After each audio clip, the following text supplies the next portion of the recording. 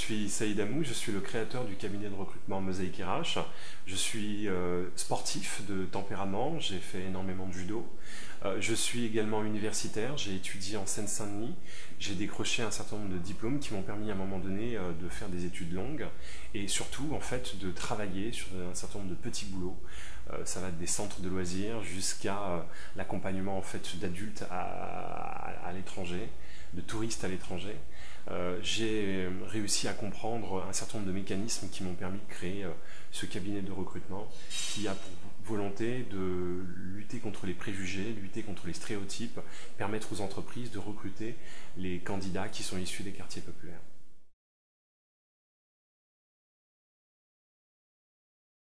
Ce que j'ai envie de partager, c'est qu'on peut lutter contre les discriminations à l'emploi tout en étant entrepreneur.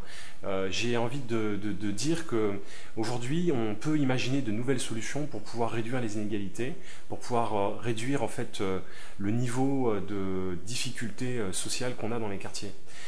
Les quartiers populaires, c'est des zones où on a un taux de chômage qui est beaucoup plus important que la moyenne nationale.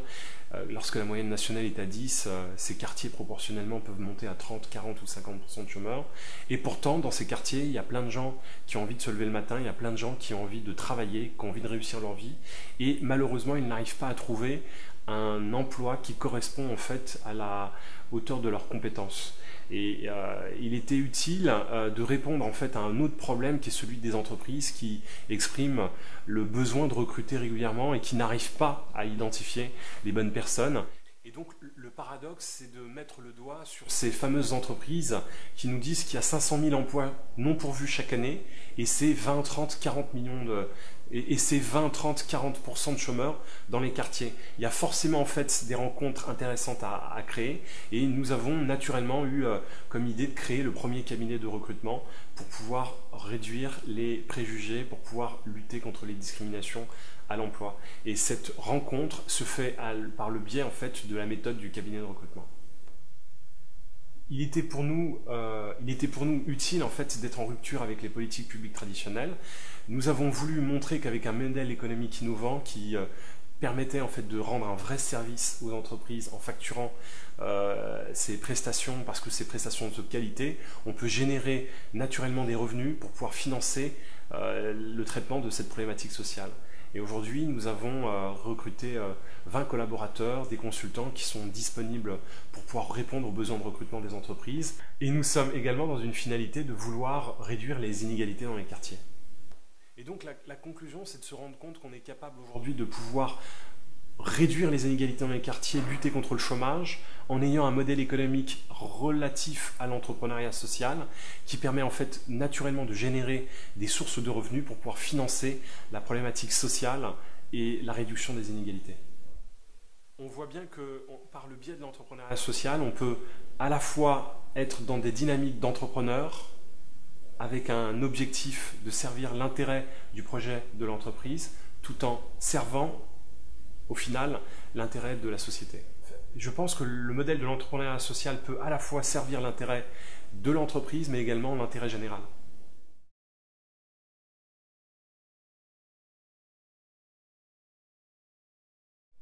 Je doute quand je dois prendre une nouvelle décision, puisque prendre une bonne décision, par définition, ça pousse l'individu à réfléchir.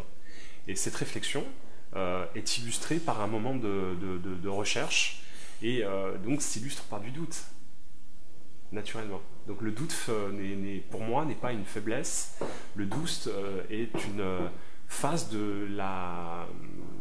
Le doute est pour moi, en fait, une phase du processus de décision. Je fais des breaks assez régulièrement. Être entrepreneur, c'est travailler, c'est beaucoup travailler, c'est énormément d'efforts. Et il faut savoir à un moment donné écouter ses limites. Et donc ces breaks nous permettent d'aller encore plus vite dans la suite de notre parcours. Donc j'essaye de faire des breaks assez régulièrement. Je me suis senti entrepreneur à partir du moment où on m'a renvoyé l'idée que j'étais un entrepreneur. Mais à aucun moment je me suis dit je vais entreprendre cette idée pour entreprendre. C'est-à-dire que le concept d'entreprendre était quelque chose de naturel. Et porter une idée, développer un projet, c'est entreprendre, mais on m'a renvoyé indirectement le concept de tu es un entrepreneur. Alors oui, j'ai déjà demandé de l'aide et je demande souvent de l'aide. Je crois que la réussite de notre organisation, elle n'incombe pas à l'entrepreneur qui est simplement finalement le leader à un moment donné dans le parcours, parce qu'on a besoin de leaders, mais elle s'appuie sur une réflexion collective et donc régulièrement je demande conseil sur des sujets que je maîtrise moins. Parce que être entrepreneur, ça ne veut pas forcément dire maîtriser l'ensemble des questions que l'on a à traiter dans une entreprise. Je ne suis pas un spécialiste du marketing, je ne suis pas un spécialiste de la gestion financière, je ne suis pas un spécialiste du processus de vente, je suis un porteur de projet qui à un moment donné a besoin de tous ces éléments pour pouvoir réussir son projet et donc je demande conseil auprès de spécialistes. J'ai jamais eu envie de laisser tomber. Ce qui est important, c'est bien de comprendre son rythme et sa limite sur le plan physique, sur le plan psychique, pour savoir bien identifier les temps en fait de récupération, comme dans n'importe quel parcours de sportif finalement. Quand est-ce que j'ai peur? En fait, j'ai jamais peur parce que je pense que le pire est derrière. Je m'enthousiasme quand on a réussi à montrer que on peut faire en sorte que les postes à responsabilité soient occupés dans les entreprises françaises par des jeunes de la diversité.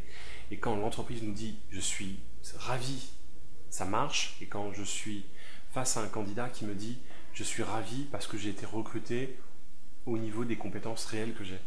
Et c'est vraiment une attitude qui me donne beaucoup d'émotions positives.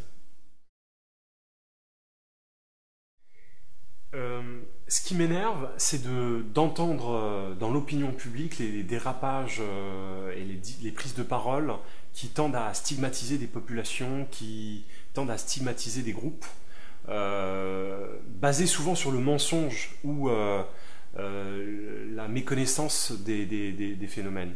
Donc quand j'entends un ministre déraper, quand j'entends en fait un leader politique économique raconter en fait des choses qui sont complètement déconnectées par rapport à la réalité, ça m'énerve et j'ai envie de réagir par rapport à cet énervement parce que finalement ça ne sert pas l'intérêt social, ça ne sert pas l'intérêt général et on a un problème puisque on génère en fait des frustrations et ça met les uns contre les autres. Et là, on est complètement en train de se planter. Au lieu de traiter, on est en train de générer en fait de la violence verbale, inutile, qui consiste à...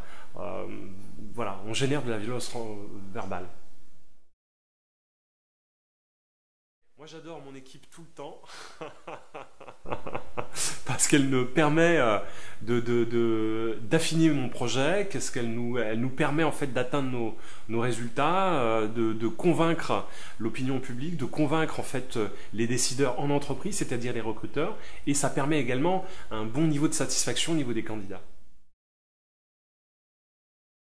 Mon modèle d'entrepreneur, il pourrait peut-être s'appuyer sur tous les travaux de Mohamed Younous, prix Nobel, qui a permis en fait d'être dans une illustration très concrète du concept du social business, concept qui est extrêmement inspirant aujourd'hui. Ce qui me rend optimiste pour l'avenir, c'est qu'on se rend compte qu'en étant très pragmatique, on peut créer du changement. Et ce changement, en fait, il a eu lieu à notre échelle en 3 ans. En 3 ans, on a 20 salariés, on a des équipes sur d'autres territoires en province, on a un contact direct avec une entreprise sur 2 du CAC 40, on travaille de plus en plus avec des petites entreprises. Ça montre qu'à un moment donné, quand on a une initiative qui marche, quand on a un modèle économique qui marche, eh bien on peut générer en fait du changement. Ce qui me rend heureux et optimiste, finalement, c'est nos résultats. L'année dernière, on a placé 400 candidats. 400 candidats ont signé un contrat. On en a accompagné 1100. 1100 candidats accompagnés dans cet univers Mosaic RH. Et ce qui me rend optimiste, c'est que finalement, c'est possible de créer du changement. On a réussi, sans investisseurs à la base, réussi à salarier 20 collaborateurs. On a des salariés qui sont aujourd'hui en province. On est en train de se développer avec des logiques de franchise sociale. On est dans une dynamique de changement manifeste et on voit bien qu'on peut lutter contre les discriminations sans avoir à quémander des fonds publics parce qu'aujourd'hui l'État est endetté à plus de 85%, donc il faut trouver des nouvelles solutions. Et ce qui me rend heureux, c'est qu'on est possible, ce qui me rend heureux, c'est qu'on arrive à mettre le doigt sur des solutions très pragmatiques qui se financent automatiquement avec un modèle économique satisfaisant et efficace.